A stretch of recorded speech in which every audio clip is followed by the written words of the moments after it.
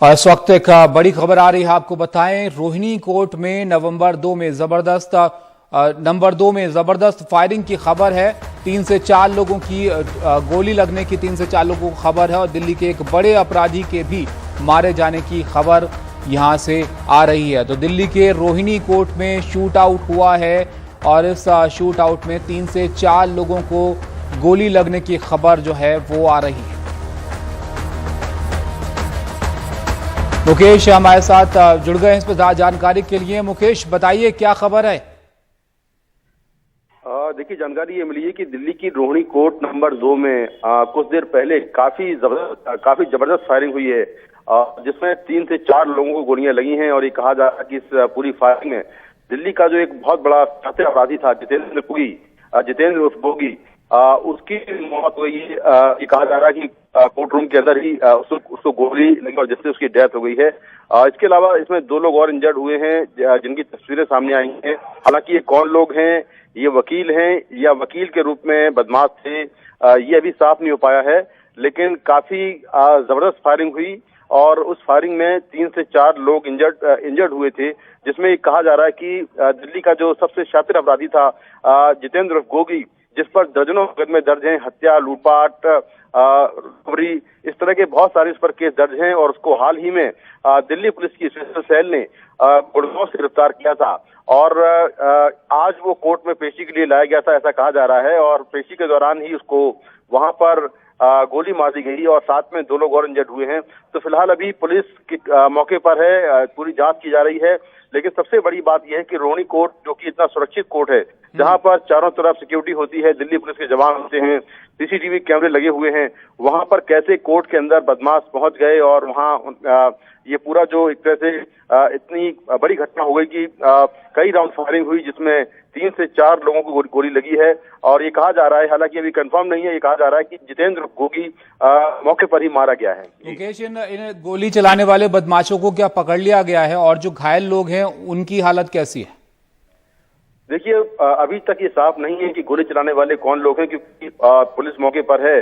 क्या कोई मौके से पकड़ा गया, ये भी साफ नहीं है। ऐसा माना जा रहा है कि जितेंद्र गोगी क्या की दुश्मनी बहुत सारे अलग अलग राइवल गैंग से चल रही थी। हो सकता है कि किसी दूसरे गैंग ने उस पर हमला किया हो, लेकिन वो कौन लोग हैं ये भी साफ नहीं है। और क्या कोई मौके से पकड़ा गया है, ये भी अभी साफ नहीं है। हालांकि कोर्ट रूम में भीड़ होती है और बाहर भी पुलिस होती है, तो क्या जो हमलावर हैं वो मारने के बाद भागने में कामयाब रहे होंगे, ये भी क्या मुश्किल है। लेकिन फिलहाल जो लोग 2 लोग और जिनको गोली लगी है, उनके बारे में भी अभी डिटेल नहीं मिल पाए कि उनकी हालत कैसी है। जो पुलिस के तमाम अधिकारी हैं वो फिलहाल अभी उनसे बातचीत नहीं हो पाई है। जी चलिए, धीरे धीरे जो खबर है वो विस्तार से सामने आएगी तो और ज्यादा जानकारी अच्छे से इसमें सामने आ पाएगी। मुकेश, बहुत शुक्रिया आपका सब जानकारी के लिए।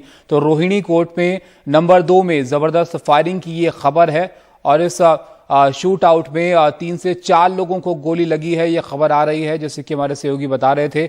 और इसमें एक बड़े अपराधी के मारे जाने की भी खबर है। और मुकेश बता रहे थे कि पेशी के लिए इस अपराधी को लाया जा रहा था जब ये फायरिंग हुई। हालांकि कौन लोग थे जिन्होंने फायरिंग की, इसके बारे में अभी जानकारी जो है वो मिलना बाकी है। मुकेश, इस अपराधी के बारे में अगर आप बता पाएं थोड़ा,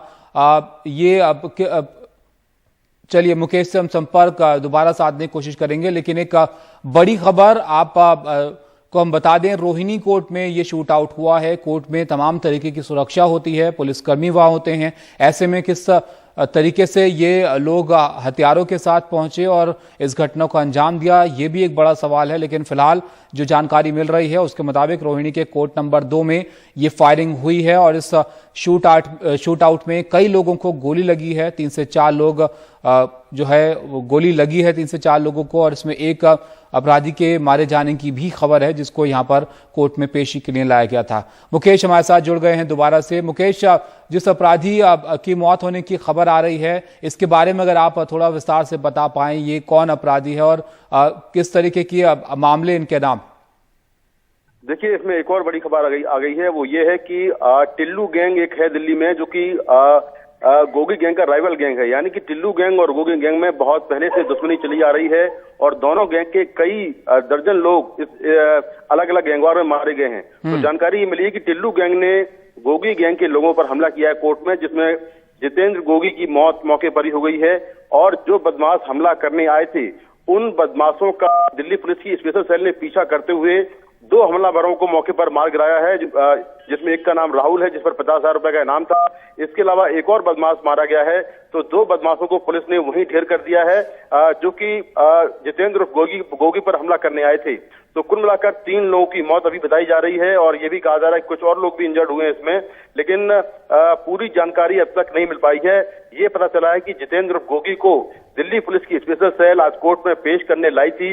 उसी वक्त कुछ बदमाश वहां पर शायद वकील की ड्रेस में आए और उन्होंने अचानक से फायरिंग शुरू कर दी।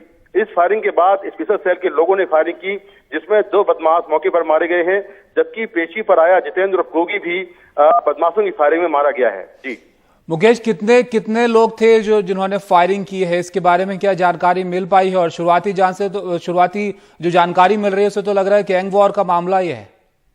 देखिए, बिल्कुल ये पूरा मामला गैंगवॉर का है, जिसमें एक तरफ जो है जितेंद्र गोगी जो कि कोर्ट में पेशी के लिए आया था उस पर हमला हुआ और दूसरी ओर जो हमला करने वाले हैं वो टिल्लू गैंग के बदमाश हैं। और ये कहा जा रहा है कि जो हमलावर थे वो वकील की ड्रेस पहनकर, यूनिफॉर्म पहनकर वहां पर आए थे और उन्होंने हमला किया। इसके बाद स्पेशल सेल के लोगों ने उनका पीछा किया और 2 लोगों को मौके पर मार गिराया जो हमलावर थे। तो कुल 3 लोगों की मौत अभी तक कंफर्म बताई जा रही है और बाकी ये कहा जा रहा है कि कुछ और लोग भी हमला करने आए थे, लेकिन अभी ये साफ नहीं है। तो कुल मिलाकर तमाम जो बड़े पुलिस के अधिकारी हैं वो मौके पर पहुंच गए हैं और पूरे मामले की जांच की जा रही है। जी, और एक सवाल मुकेश ये भी कि कोर्ट का ये मामला है जहां पर तमाम तरीके की सुरक्षा होती है, पुलिस पूरी तरीके से जो है पुख्ता इंतजाम रखती है, ऐसे में कैसे ये लोग दाखिल हो गए अंदर? देखिए, जरा बिल्कुल मैंने कहा कि कोर्ट के परिसर में जो पुलिस है वो हर गेट पर होती है, सीसीटीवी कैमरे लगे हुए हैं, लेकिन एक समस्या ये होती है कि जो वकील कोर्ट में होते हैं उनकी तलाशी पुलिस नहीं करती है, क्योंकि कई बार इसको लेकर जो तमाम वकील हैं वो विरोध करते हैं कि आखिर तलाशी क्यों ली जा रही है। तो ऐसा लगता है कि जिस तरह की तस्वीरें आई हैं उससे ऐसा लगता है कि जो बदमाश थे टिल्लू गैंग के वो वकील की वेशभूषा में आए थे और शायद इसलिए उनकी तलाशी जो बाहर नहीं हो पाई और वो वेपन लेकर अंदर घुस गए और कोर्ट रूम में ही उन्होंने फायरिंग कर दी। तो इस तरह से जितेंद्र गोगी जो पेशी के लिए आया था वो मौके पर ही मारा गया, लेकिन बाद में पुलिस ने जो हमलावर थे उनमें से 2 लोगों को मौके पर मार गिराया है, जिसमें एक राहुल नाम का बदमाश है जिस पर 50,000 रुपए का इनाम था, जबकि एक उसका साथी है और ये दोनों लोग टिल्लू गैंग से जुड़े हुए हैं। जी, लेकिन अब कई सारे सवाल मुकेश ये घटना खड़ी करती है, दिन दहाड़े इस तरीके से फायरिंग होना कोर्ट में और 2 गैंग वॉर की बात निकलकर जैसे कि शुरुआती जानकारी में लग रही है ये, इनके बारे में अगर आप बता पाएं, ये जो गैंग है जिनका जिक्र आप कर रहे हैं ये कहां पर सक्रिय हैं और किस तरीके की वारदातें जो है इनके नाम है?